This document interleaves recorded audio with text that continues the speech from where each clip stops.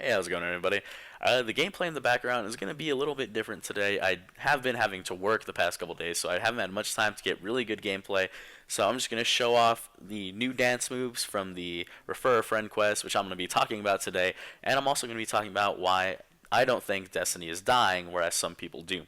Now, again, just to real quick gloss over the gameplay, we're going to transition to some Crucible later, but I'm just going to be showing off the dance moves and the high five emote, but that one's going to be at the very end. I think you guys will enjoy that one. I got a little chuckle out of it. But let's get into what I think about the Refer a Friend program.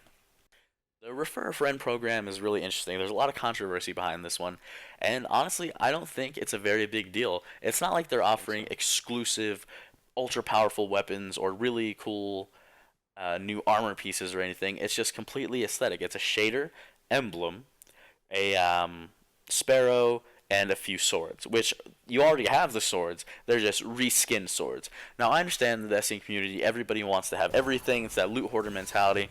I experienced it too. That's exactly why I went and found somebody who just bought Taken King. That way we can do the Refer a Friend quest. I found him a lowly level 240 light, run around the Cosmodrome working on some missions. I said, hey, do you want to get some free loot? Would you be interested? And he's like, yeah, sure. So we started up the quest, and we've been playing for a little while now, and we're one step away from getting the Sparrow, so that's been pretty cool.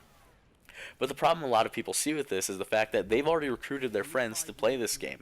And I was in a similar boat. All of my friends already own Destiny, they own the Taken King, and they've been playing it for a while now.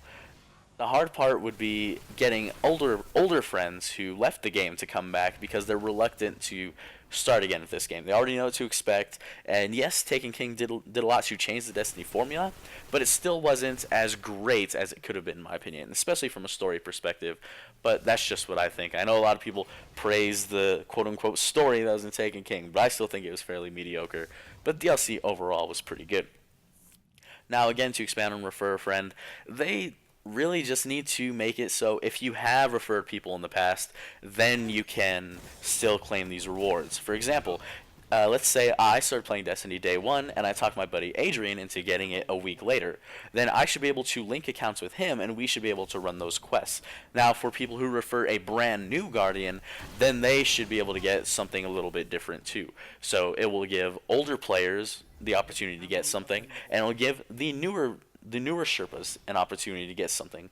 And really, yes, it will create two pools of loot that people will want. But hey, if you refer someone in the past, you get this first set of loot that these new people can't get anymore. And if you refer someone now, then you get this other set of loot. So maybe just some reskins of classic weapons like the Kvastov or maybe the Stranger's Rifle. I think those could be pretty cool rewards for someone who referred a friend back in year one.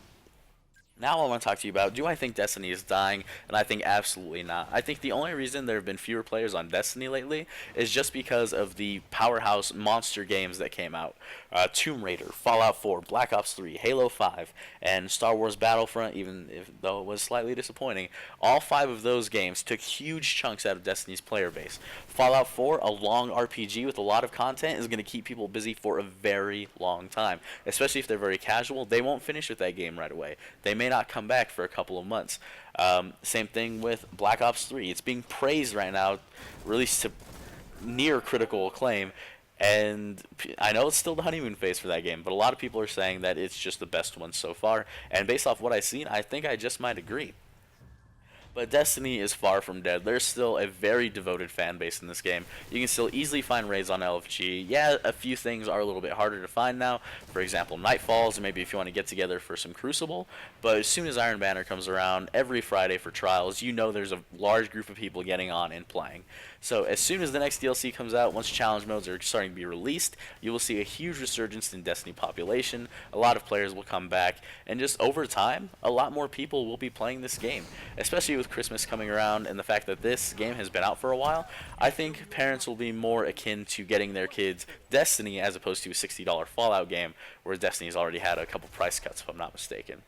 So yeah, guys, I know this was a short video today. I just wanted to talk to you about some of these topics. I know it's kind of old and kind of beating a dead horse, but I thought you'd like to see it. So thank you all for watching. I'll have my Warlock video up soon, and thank you. Man, I'm gonna smack you right in the gabba swim, me mom.